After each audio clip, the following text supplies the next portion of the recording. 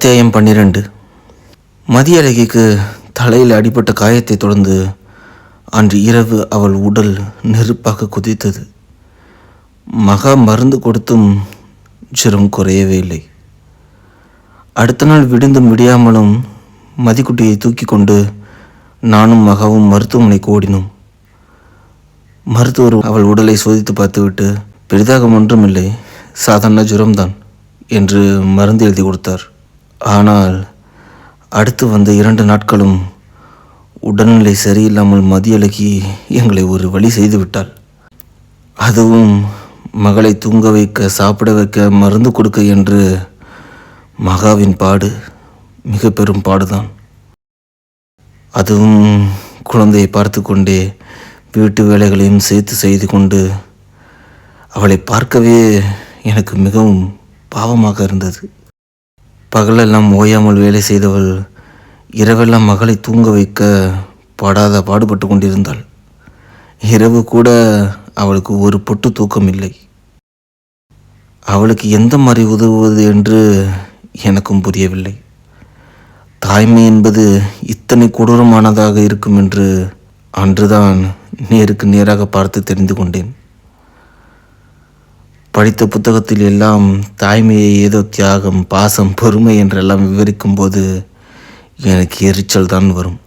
ஆனால் மகாப்படும் பாட்டை நேரில் பார்க்க அந்த வார்த்தைகள் எல்லாம் எவ்வளவு உண்மை என்று புரிந்தது.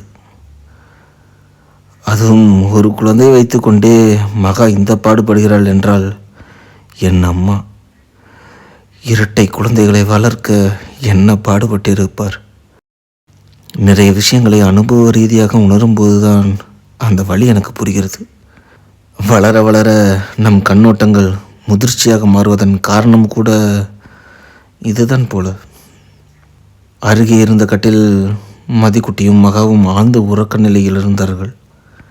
இரவு 12 மணி போலதான் மதிக்குட்டி உறங்கினாள். அதன்பின் மகாவும் அயர்ந்து உறங்கிவிட்டாள். எனக்கு அப்போதும் கூட உறக்கம் வரவே இல்லை. வெகு நேரமாக ஏதேதோ யோசித்து கொண்டு படுக்கையில் உருண்டு கொண்டிருந்த நான் சொற்ப நேரம் மட்டுமே உறங்கியிருப்பேன். அன்புவின் அலாரத்தை நான் அணைத்து விட்ட போதும் 6 மணிக்கெல்லாம் என் மூளை டான் என்று வெளிப்படைய செய்து விடுகிறது. சத்தமே இல்லாமல் படுக்கைக்கு அடியில் ஒளித்து வைத்திருந்த சிகரெட் பாக்கெட்டையும் லைட்டரையும் எடுத்துக்கொண்டு வெளியே வந்தேன். வானம் மெல்ல மெல்ல வெளுக்க தொடங்கியிருந்தது. மாடியில் வந்து அந்த அமைதியான காலை நேர மெல்லிய குளுமையை அனுபவித்து கொண்டே சிகரெட்டை எடுத்து புகைத்தேன்.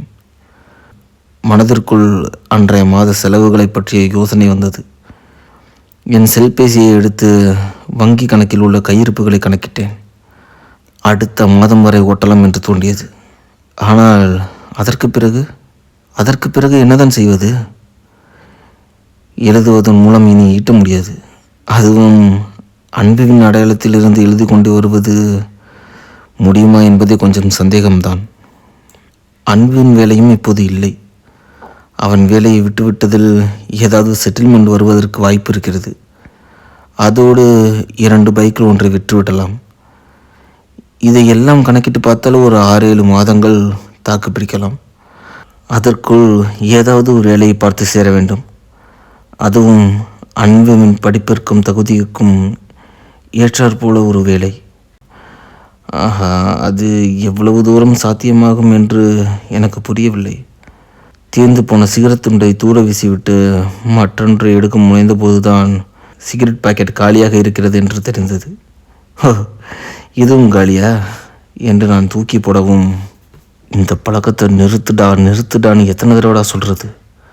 கேன்சர் வந்து தாண்டா சாக போகிற நீ என்றபடி அன்பு முறை நேரிலேயே வந்து ஆயராகிவிட்டான்.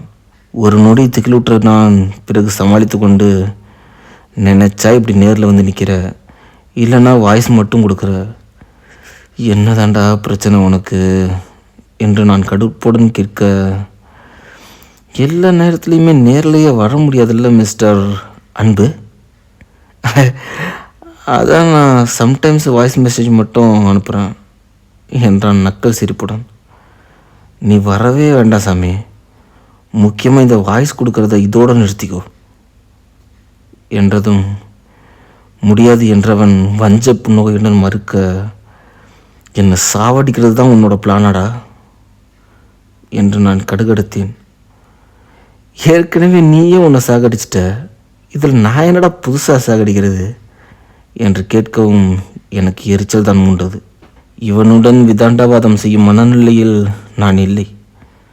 மாடியிலிருந்து கீழே இறங்க சில எத்தனைக்கும், ஏன்டா நீ ரொம்ப குழப்பிக்கிற, பேசாமல் நீ நம்ம வீட்டுக்கு கிளம்பி போயேன் என்றவன் பின்னிலிருந்து சொன்ன நொடி அவன் புறம் திரும்பி, என்னை அவமானப்படுத்தின அந்த வீட்டுக்கு நான் போகணுமாடா என்று நான் சீட்டமாக கேட்க, அவங்க அறிவை தான் அவமானப்படுத்தினாங்க, அன்பு ஒன்றும் இல்லை.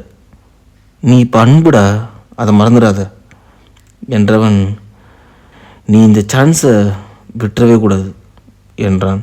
அவனை யோசனையாக பார்த்து, இப்போ நீ சான்ஸ்னு எதை சொல்ல வர என்று கேட்க, நீல சாயத்தில் விழுந்த நரிக்கதை ஞாபகம் இருக்கா என்று சூசகமாக கேட்டான். அவனை குழப்பமாக பார்க்க, காட்டுக்கே ராஜாவாக வாய்ப்பு கிடைக்கும்போது அதை ஏன்டா நீ வேணாங்கணும் என கேட்க, ஆமாம் நான் ஏன் வேணாங்கணும் என்று நானுமே யோசித்தேன். உன்னை அவமானப்படுத்தினவங்க எல்லாருக்கும் நீ திருப்பி செய்ய இதை விட வேறு நல்ல சான்ஸ் கிடைக்காது அறிவு என்றவன் சொன்ன நொடி, இதில் இப்படி ஒரு விஷயம் இருக்குல்ல, நான் யோசிக்கவே இல்லையே என்றபடி நான் நிமிர்ந்தபோது அவன் காற்றோடு கரைந்து விட்டான். முதல்ல உருப்படியாக ஒரு விஷயம் சொல்லிட்டு போயிருக்கான்டா என்று நினைத்து கொண்டே குதூகலமாக நான் படிக்கட்டில் இறங்க, மகா வீட்டு வாசலில் கதவை திறந்து கொண்டு வெளியே வந்து நின்றாள்.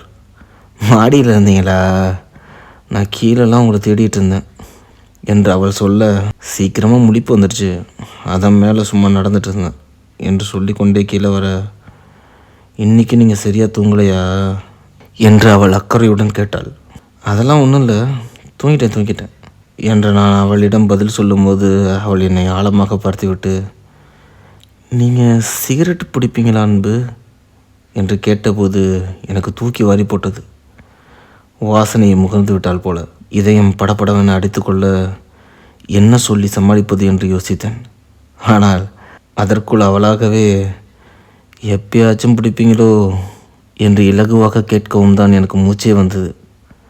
அன்புக்கு இந்த பழக்கம் இல்லவே இல்லை என்று உறுதியாக அவள் அறிந்திருக்கவில்லை என்பது எனக்கு ஒரு மாதிரியாக தைரியத்தை கொடுத்தது. ஆமாம் மகா, ரொம்ப ரேராக எப்பயாச்சும் தான், அதுவும் ரொம்ப ஸ்ட்ரெஸ்ஸாக இருந்தால் மட்டும்தான் பிடிப்பேன், அவ்வளோதான் என்று சொல்ல, பார்த்துக்கோங்க அன்பு, அதுவே பழக்கமாயிட போகுது என்று அவள் கவலையுடன் என்னை ஏறிட, இல்லை மகா, அப்படிலாம் எதுவும் ஆகாது என்றதும் அவள் புன்னகைத்து, சரி நீங்கள் போய் ஃப்ரெஷ் ஆகிட்டு வாங்க, உங்களுக்கு நான் டீ போட்டு எடுத்துகிட்டு வரேன் என்று சொல்லிவிட்டு உள்ளே சென்று விட்டாள். எப்பா சாமி, தப்பிச்சேன் என்று பெருமூச்சரிய, டேய் இன்னும் நீ மாட்டவே இல்லைடா டேய் என்றது அன்புவின் குரல். இவன் வேற ரன்னிங் கமெண்ட் கொடுத்துட்ருக்கான் என்று எரிச்சலான அதே நேரம் அவன் பேசியதை கண்டுகொள்ளாமல் வீட்டுக்கு வந்து அன்புவின் கைபேசியை எடுத்து கிரி அங்கிளுக்கு அழைத்து பேசினேன். ஹேய், குட் மார்னிங் அன்பு, என்ன இவ்வளோ காலையிலேயே கூப்பிட்ருக்க? நான் சுற்றி வளைக்காமல் வீட்டுக்கு வருவதாகவும் நம் நிறுவனத்தின் தலைமை பொறுப்பை ஏற்பதாகவும் சொன்ன நொடி அவர் அதீத உற்சாகத்துடன், நீ உனக்கு தேவையான திங்ஸ் எல்லாத்தையும் எடுத்து பேக் பண்ணி வச்சுக்கோ, நான் கார் அனுப்புகிறேன் என்றார். இன்னைக்கே வா என்று நான் அதிர்ந்து கேட்க, வர்றதுன்னு முடிவு பண்ணதுக்கப்புறம் இன்றைக்கி இருந்தா என்ன, நாளைக்கு இருந்தா என்ன என்று அவர் கேட்க, சரி அங்கிள், நான் பேக் பண்ணி வைக்கிறேன் என்று அவரிடம் பேசி முடித்து அழைப்பை துண்டித்து விட்டு சமையல் அறையில் தேநீர் தயாரித்து கொண்டிருந்த மகாவிடம், இப்போ மதிக்குட்டி எப்படி இருக்கா, ஓகேவா என்று நான் விசாரிக்க, இப்போ ஓகே தான், நல்லா தூங்கிட்டா, ஜுரமும் இல்லை என்றவள் தேநீரை தயாரித்து கப்பில் ஊற்றி எனக்கொன்றை கொடுத்தாள். மகா என்று மெல்ல ஆரம்பித்த நான் பிறகு அப்பா வீட்டுக்கு போகும் விஷயத்தை பற்றி சொன்னேன். அவள் புருவங்கள் சுருங்க யோசித்துவிட்டு, இப்போவே கிளம்புறோமா அன்பு என்று கேட்க, ஆமாம், இப்போவே தான்.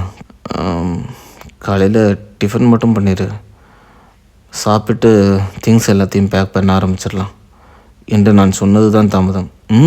சரி சரி என்றவள் அதற்கு பின் பரபரப்பாக தேநீரை அவசர அவசரமாக அறிந்து முடித்துவிட்டு கப்பை சிங்கிள் போடவும் தான் எனக்கு சிரிப்பு வந்து விட்டது.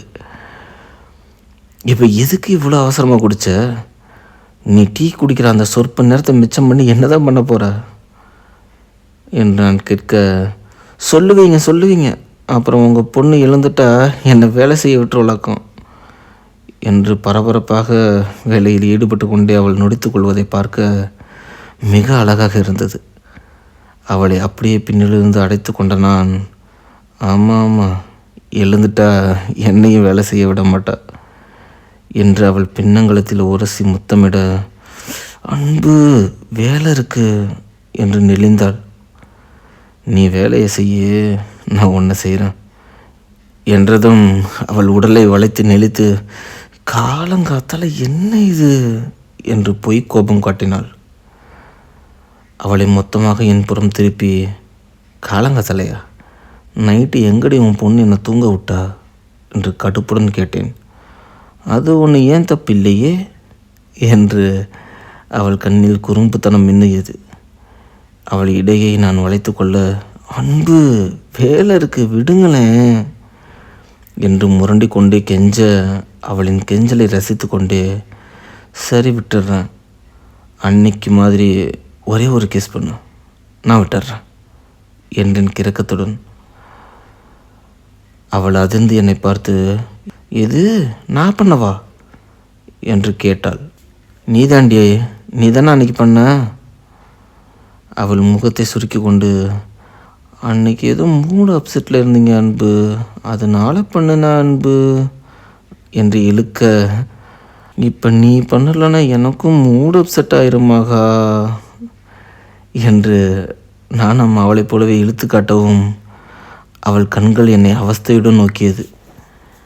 அவளின் அந்த அவஸ்தையான பார்வை என்னை மேலும் போதைக்கொள்ள செய்ய, மகா ப்ளீஸ் என்று அவள் உதட்டை நெருங்கினேன். இப்போ வேணாம் அன்பு ப்ளீஸ் என்று அவளும் சாமர்த்தியமாக சமாளித்து கொண்டிருந்தாள். எனக்கு இந்த விளையாட்டு ரொம்ப பிடித்திருந்தது. அவளை விடவே எனக்கு மனம் வரவில்லை. சரி, அப்போ நான் பண்ணுறேன் என்றபடி அவள் இதழை நெருங்குகையில் மனதூரத்தில் கொஞ்சம் படபடப்பாகவே இருந்தது. அந்த வழங்காதவன் இப்போ எதுவும் வாயை திறந்துடக்கூடாது என்று எண்ணிக்கொள்ள சமயம் பார்த்து மதியழகி வீல் என்று கத்தினாள். விடுங்க அன்பு, குட்டி மாலரா என்று என்னை ஒரே தள்ளில் தள்ளிவிட்டு ஓடிவிட்டாள். அடப்பாவி, ஒரே ஒரு தள்ளில் தள்ளி விட்டு போயிட்டா. இவ்வளவு நேரம் விடுங்க அன்புன்னு எனக்கு கெஞ்சினதெல்லாம் வெறும் சால் ஷாப்பு தானா என்று எனக்கு நானே புலம்பி விட்டு, இன்றைக்கி எனக்கு வாச்சது அவ்வளோதான் என்று பெருமூச்சுடன் அன்றைய நாளை தொடங்கினேன். காலை உணவு முடித்ததும் நாளும் மகாவும் தேவையான பொருட்களை எல்லாம் பெட்டியில் அடுக்கி கொண்டிருக்க, மதியலைக்கு தன்னால் முடிந்தவரை எங்கள் வேலையை தொல்லை கொடுத்து கெடுத்தார். மதிய உணவை வெளியே வாங்கி சாப்பிட்டு விட்டு மாலை போல கிரி அங்கிளுக்கு அழைக்க, அவர் உடனடியாக எங்களை அழைத்து கொண்டு செல்வதற்காக கார் அனுப்பியிருந்தார். ஜாகுவார், அப்பாவின் விருப்பமான கார். மதிய அழகி குதூகலமாக முன்னிருக்கையில் என்னுடன் ஏறி அமர்ந்து கொண்டாள். பின்னே அமர்ந்திருந்த மகாவின் முகத்தில் மெல்லிதாக ஒரு தவிப்பும் படபடப்பும் இருந்ததை உணர முடிந்தது. அன்பு எங்கள் குடும்பத்தை பற்றியும் அப்பாவை பற்றியும் பெரிதாக எதுவும் அவளிடம் சொல்லியிருக்க மாட்டான் என்று தோன்றியது. எல்லாவற்றுக்கும் மேல் தான் அறியாத அனுபவமில்லாத இடத்திற்கு போவதும் பழக்கமில்லாத மனிதர்களை எதிர்கொள்வதும் இயல்பில் எல்லாருக்கும் ஏற்படுகின்ற படபடப்பும் பயமும் அவளுக்கு இருக்கின்றது. ஆனால் நான் பிறந்து வாழ்ந்த வீட்டுக்கு போவதற்கே எனக்கு பயமும் படபடப்பும் உண்டாகியது. மனதில் இனம் புரியாத ஒரு உணர்வு ஊற்றெடுக்கின்றது. நன்றி, தொடர்வோம். கதையை பற்றி உங்களோட கருத்துக்களை கமெண்ட் பண்ணிடுங்க. எங்களை ஊக்கப்படுத்துறதுக்கு லைக் பண்ணிடுங்க, ஷேர் பண்ணிடுங்க, மறக்காமல் சப்ஸ்கிரைப் பண்ணிடுங்க. அப்போ தான் மோனசா ஆடியோ நாவல்ஸ் அடுத்தடுத்து போடுற அப்டேட்ஸ் உங்களுக்கு நோட்டிஃபிகேஷனில் வரும். நான் உங்கள் ஸ்டோரி டெல்லர் ராஜசேகரன் போஸ். நன்றி.